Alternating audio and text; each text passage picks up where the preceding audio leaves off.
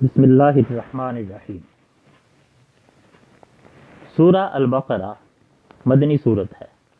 اس کی 286 آیات ہیں اور یہ قرآن حکیم کی طویل ترین صورت ہے۔ سورہ کی پہلی آیت ہی یہ بتاتی ہے کہ سورہ فاتحہ میں بندوں نے اپنے رحمان و رحیم مالک سے وفاداری کا عہد کر کے جو راہ ہدایت مانگی تھی وہ عطا کی جا رہی ہے اور اس کی تفصیلات نازل ہونا شروع ہو گئی ہیں۔ ذالک الکتاب لا ریب فیہ ھدی للمتقین۔ ہجرت مدینہ کے بعد عقیدے کی بنا پر ایک سماجی جمعیت تشکیل پانے لگ گئی تھی اور یہ نظر آ رہا تھا کہ اسے روز بروز تقویت ملے گی۔ ایسے حالات میں فطری طور پر سماج 3 حصوں میں تقسیم ہونے لگتا ہے۔ ایک طبقہ ان لوگوں کا جو اس عقیدے اور اس کے مطابق زندگی کے مظاہر کو سچ مان کر اسے قبول کرتا ہے۔ اس کا مختصر ذکر کر کے اسے کامیابی کی نوید سنائی گئی، اولئک علی ھدی من ربہم واولئک ھم المفلحون۔ دوسرا طبقہ ان لوگوں کا جو حق و صداقت سے آنکھیں بند کر کے ہر قیمت پر مخالفت پر کمر بستہ ہوتے ہیں۔ ان کے برے انجام کا ذکر کیا گیا۔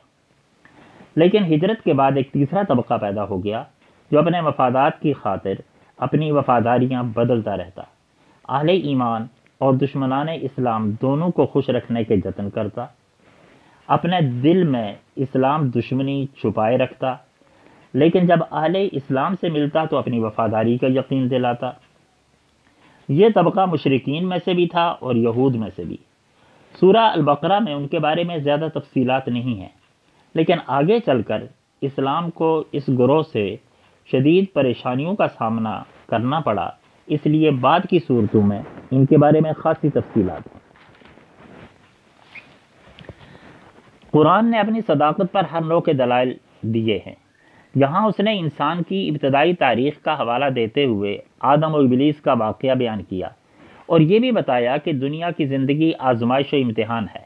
اس میں آدم کو ابلیس کی طرف سے مسلسل مزاحمت کا سامنا رہے گا، لیکن ہم نے پہلے دن سے ہی آدم کو بتا دیا تھا کہ ہم تمہیں کبھی تنہا نہیں چھوڑیں گے، ہماری طرف سے مسلسل رہنمائی ملتی رہے گی اور جو کوئی ہماری رہنمائی کے مطابق چلے گا اس کی زندگی اس قدر کامیاب ہوگی کہ اسے نہ تو ماضی کے نقصانات کا افسوس ہوگا اور نہ مستقبل کے بارے میں کوئی خوف اور اندیشہ۔ اما یأتینکم منی ھدی فمن تبع ھدای فلا خوف علیہم ولا ھم یحزنون۔ سورہ کی آیت نمبر 40 سے براہ راست بنی اسرائیل کو خطاب کیا گیا، جن کی خاصی تعداد یہودی قبائل کی شکل میں مدینے میں آباد تھی۔ انہیں خطاب کر کے یہ بتایا گیا کہ اللہ نے ایک معاہدے کی روح سے انہیں منصب امامت سے سرفراز کیا تھا، اور وہ معاہدہ پوری شریعت پر عمل کے ساتھ ساتھ یہ بھی تھا کہ جب ان کے چچا زاد بنی اسماعیل سے آخری نبی آئے گا تو اس کی اتباع کریں گے۔ لیکن انہوں نے نہ صرف اس معاہدے کی خلاف ورزی کی بلکہ دیگر بہت سے جرائم کا ارتکاب بھی کیا۔ ان جرائم کی تفصیلات اس سورہ کے تقریباً نصف تک بیان کرتے ہوئے یہ بتایا کہ یہ ہیں وہ اسباب جن کی بنا پر انہیں منصب امامت سے معزول کر دیا گیا، جن کا خلاصہ یہ ہے کہ تم سے عہد لیا گیا تھا کہ تم اس کتاب اور اس نبی پر ایمان لاؤ گے جو تمہاری کتاب اور تمہاری شریعت کی تصدیق کرے گا۔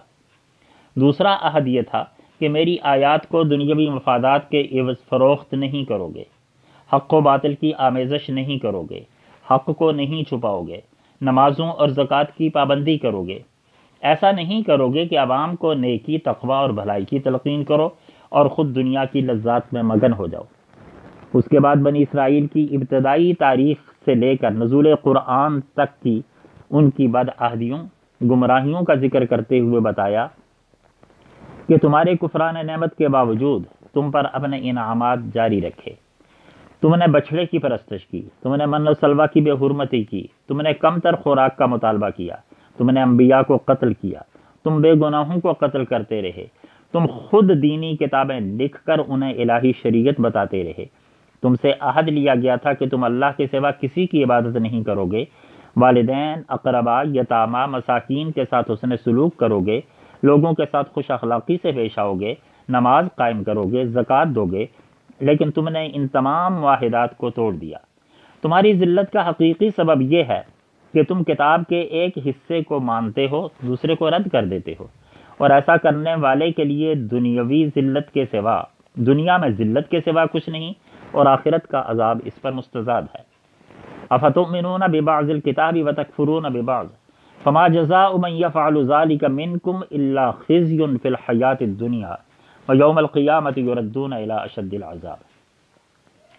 ان تمام برائیوں کے باوجود تمہارا دعویٰ یہ تھا کہ آخرت میں جنت کے تنہا وارث تم ہی ہو، جبکہ تمہارا اعزاز ان عقائد و اعمال کا رہین منت تھا جنہیں تم نے چھوڑ دیا، اور محض نسلی تفاخر اور خاندانی برتری کو وجہ اعزاز سمجھنے لگے۔